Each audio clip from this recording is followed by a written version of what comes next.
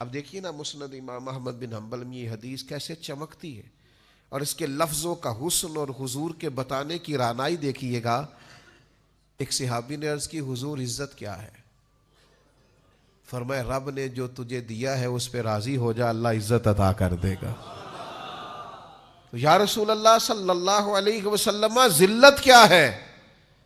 تو محبوب فرمانے لگے لالچ نہ کرنا، حرص نہ کرنا، کسی کے پیسوں کی طرف نہ دیکھنا، کسی کی جیب پر نظر نہ کرنا، ورنہ تو ذلیل ہو جائے گا۔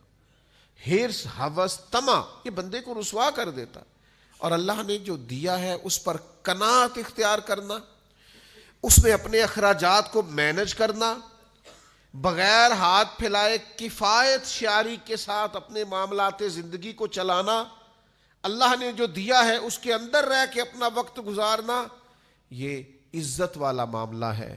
ہم شکوہ کر رہے ہوتے ہیں لوگوں کا، فلاں بڑا امیر ہے میرا بھائی پر میری طرف توجہ نہیں کرتا۔ او میرے بھائی، آپ کو اللہ تعالیٰ نے بڑی نعمتوں سے نوازا ہے، آپ نے دیکھا کیوں امیر بھائی کی طرف؟